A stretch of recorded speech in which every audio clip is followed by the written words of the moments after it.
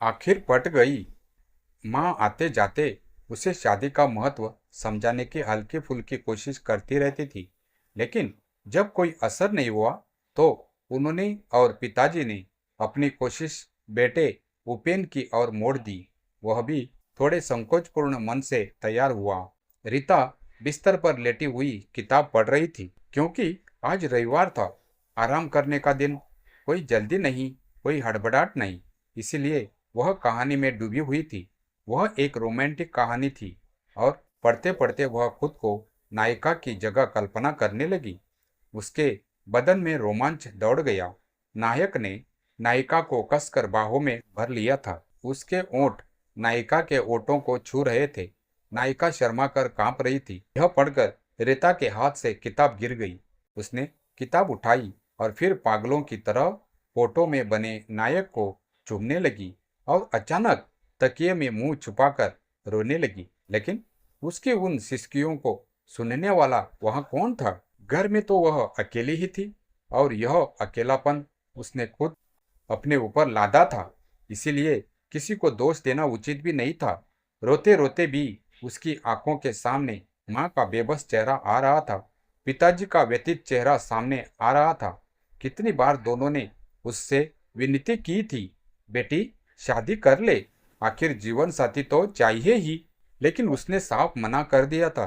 वह उनसे कहती, मुझे सास ससुर पति और बाकी रिश्तेदारों के अधीन रहना नहीं आएगा। ऑफिस में सहेलियों की हालत देखती हूँ, हमेशा परेशान रहती है। मुझे नहीं चाहती यह सब। क्यों सुख की जिंदगी दुख में बदल लूं? शादी के बाद पछताने से अच्छा है कि शादी ही न करूं। कम से कम अपनी मर्जी से जी तो पाऊंगी। उसके इस रोज रोज के उत्तर से थक कर माता पिता ने उसके लिए रिश्ते ढूंढना ही बंद कर दिया। लेकिन दफ्तर की सहेलियों ने उसके इस फैसले की सराहना की। उषा ने कहा, काश हम में भी तेरे जैसी हिम्मत होती तो हम भी शादी से मना कर देते। और दोस्त पीयूष ने मजाक में कहा, चलो एक लड़का तो शादी की झंझट से बच गया, नहीं तो बेचारे को हमेशा तेरा ही कहा मानना पड़ता।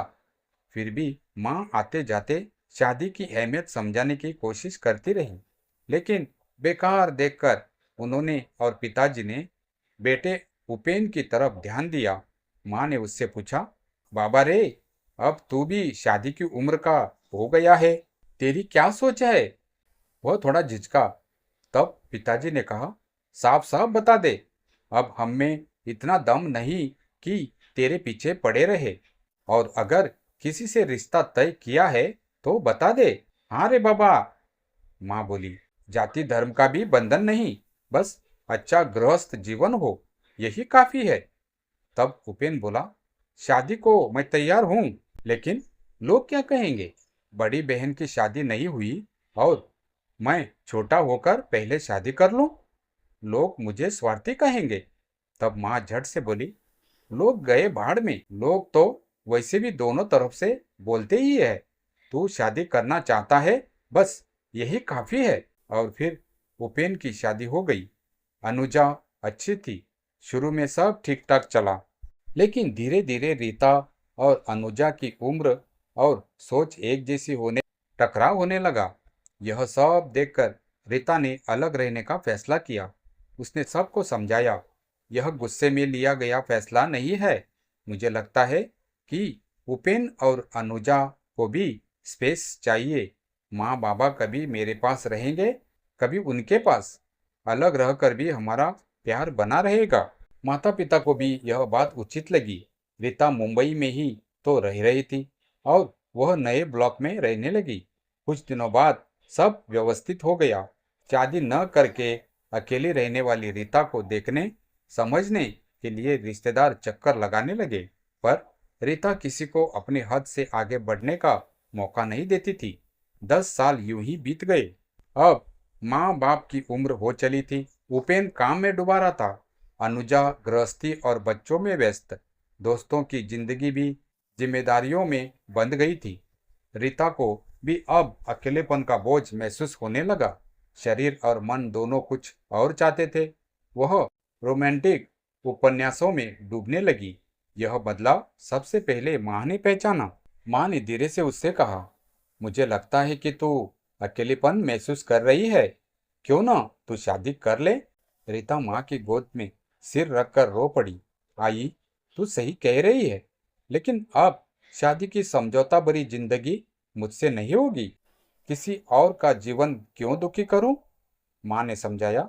तो फिर योग कर, अनाथालय, वृद्धाश्रम में काम कर, तुझे हल्का लगेगा। और रीता ने सचमुच अनाथालय जाना शुरू कर दिया। बच्चों से वह रीता मौसी बन गई। माता पिता को यह परिवर्तन बहुत अच्छा लगा। 2 साल बाद एक दिन 2 अनजान औरतें अनाथालय आई। उन्होंने कहा, हमारा तुमसे कोई काम नहीं, लेकिन यहाँ जो मिसेस पोक्से काम करती है वे हमारी बहन है। उन्होंने कहा था कि आपसे मिलें। सीधी बात कहूँ, मेरा बेटा शादी लायक है, सब कुछ अच्छा है, बस एक बात है, उसे कभी संतान नहीं हो सकेगी। मेरी बहन के कहने पर ही मैं आपसे मिली हूँ, सोचिएगा।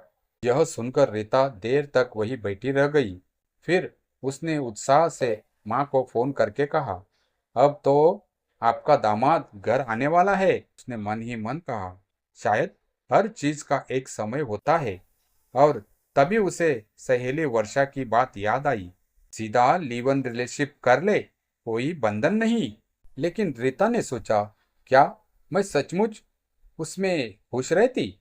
अगर वह छोड़कर चला जाता या मैं ही ऊब जाती तो? रिश्ते कपड़ों की तरह थोड़े ही होते हैं कि जब चाहा बदल लिया जाए। माँ बाबा का रिश्ता देखो, कितने सालों बाद भी उतना ही मीठा है। ऐसा लिव इन में शायद ही होता। उसने संतोष से आंखें बंद की और उसे अपनी शादी का कार्ड दिखाई देने लगा। शादी के कार्ड पर लिखा था, रीता प्रकाश जावड़े, अब बनी सौ रीता आनंद देशमुख। रीता ने माँ को फोन पर जब कहा, अब तो आपका दामाद घर आने वाला है, तो माँ की आंखें भर आई। वो मुस्कुराई, बेटी तेरा बोझ हल्का हो गया, अब तुझे अकेलेपन से लड़ना नहीं पड़ेगा। अगले ही हफ्ते मिसेस पोक्से ने रीता की मुलाकात आनंद से करवाई।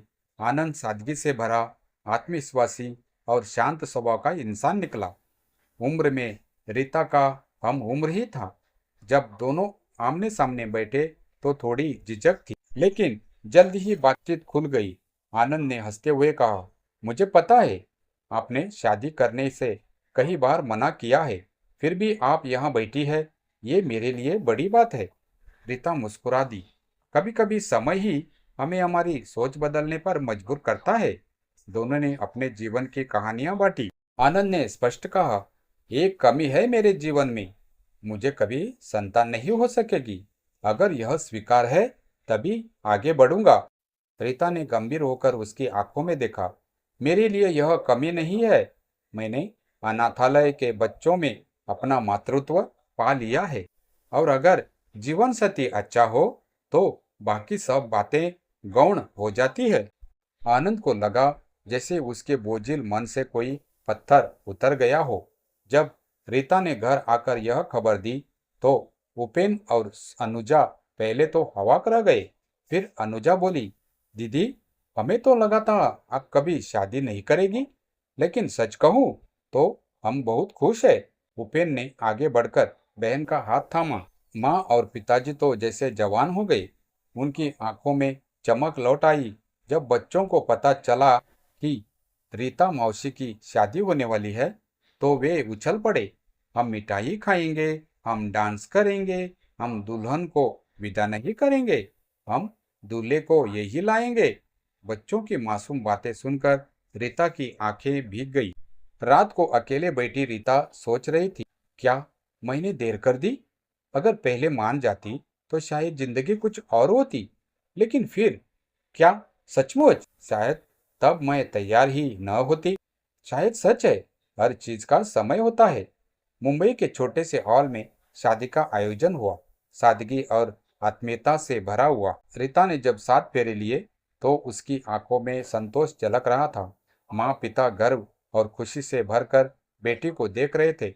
उपेन और अनुजा ने मिलकर सारे रस्मों का ध्यान रखा और सबसे खास अनाथालय के बच्चे भी वहां मौजूद थे, रंग बेरंग कपड़ों में। जब वरमाला हुई तो बच्चों ने शोर मचाया, मौसी जीत गई, मौसी को दूल्हा मिल गया। सब हंस पड़े। रीता ने मन ही मन कहा, अब मैं सचमुच अधूरी नहीं हूँ, मैं पूरी हो गई हूँ।